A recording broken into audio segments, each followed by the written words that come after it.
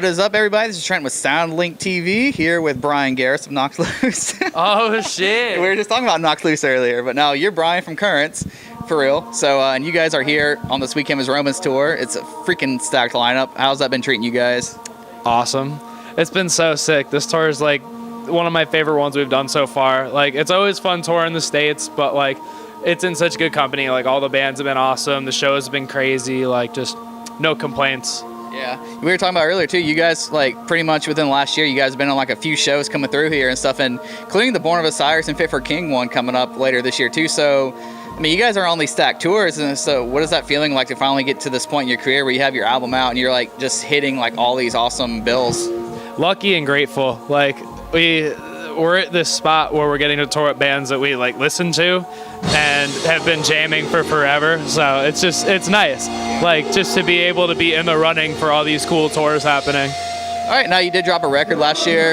It was your debut. A lot of people were putting it on their top 10 lists, which is pretty awesome for a new band and stuff. And so talk a little bit about like that. It's a very long record. It's a very technical record. It's a very heavy record. So talk about that a little bit, where it came from, and your thoughts on the reception it's gotten so far.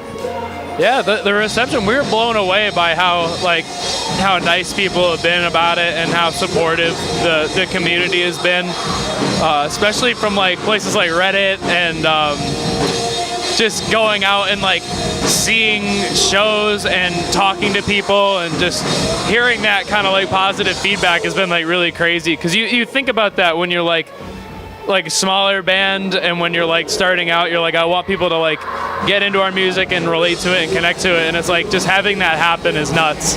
Is there any pressure for new music, living up to that hype you guys have made?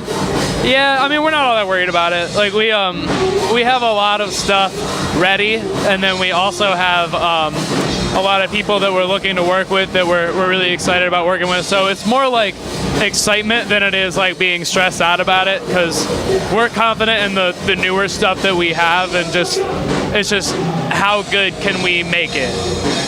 Yeah, and one thing that we talked about on that record last year when that tornado came through, but that interview never came out, was that the album starts off like really heavy, really hard, kind of like mellows out in the middle a little bit, gets a little emotional, and closes out really hard. So was that purposeful, or were you guys trying to like tell a story with that, or was that just how everything like flowed?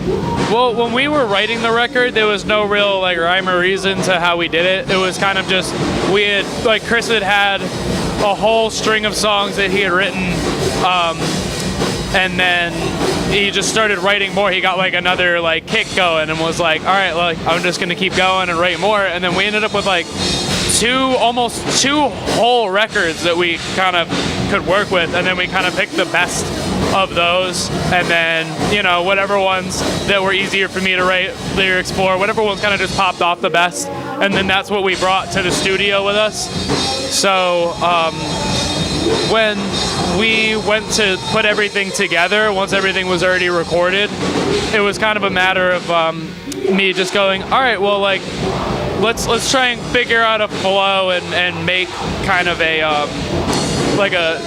easy passage for the record. So that was kind of the thing, was like, my idea for it was, yeah, come in hard and then throw all of the more melodic, kind of experimentally sort of stuff toward the middle, and then come in strong on the ends with a little bit of everything. So yeah, it was pretty purposeful, like how we ordered everything. But when we were writing, it was kind of just like, there wasn't really any restriction or time restraint. It was just, let's just make songs that we like.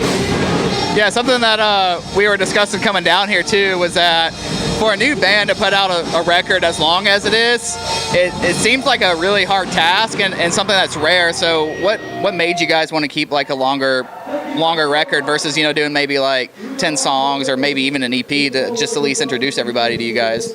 I think it was just the amount of content we had. I think I'm not sure where our heads are going to be at for like newer releases, but just for this one specifically, we had so much material that we were happy with and that we liked, that it just kind of made sense to not really hold back and just put out as much stuff as we could on the record and come in real strong as like a debut. And so we're happy with the length. I think it works for what it is. And, you know, like, I guess, yeah, we didn't really think about it. Like, we had so many songs that it was like, why not just give everybody what we have, you know? Awesome. Now, we mentioned the Born of Osiris tour coming up with a Fit for King that you guys are on later this year. After this one, what are you guys doing in the meantime? You guys got any, like, just taking a break? Or you guys got any, like, I guess, short runs planned? So after this tour is done, we're hanging out at home for a little bit, which is gonna be nice. I think we have like about a month until the boot tour happens. Then that one's kind of short. After that, the plan is figure out what we're gonna do as far as recording goes. Figure out who we're gonna go to, put some finishing touches on the new material, and try and get going and get some new stuff out for everybody. Is there anything you can talk about with the new material, like what it's shaping up to sound like or where it's headed? So we're still trying to piece it together. We have a lot of stuff.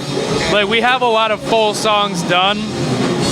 It depends. Once we hit the studio, things tend to change a little bit. So we're trying to nail down who we're gonna go with. We have a guy that we want to go to, and we're gonna talk to him a little more and feel it out and see if it's like the right fit. But I think it's gonna happen. And once we get there, I want to just try and spread ourselves out a little more, do what we did on Place I Feel Safest, but do it better and get more into detail. Now, I'll leave you with a fun question. This is going to close this one out. All right. If Fearless Records decided to put out a Punk Goes Disney album, what Disney song would your band cover?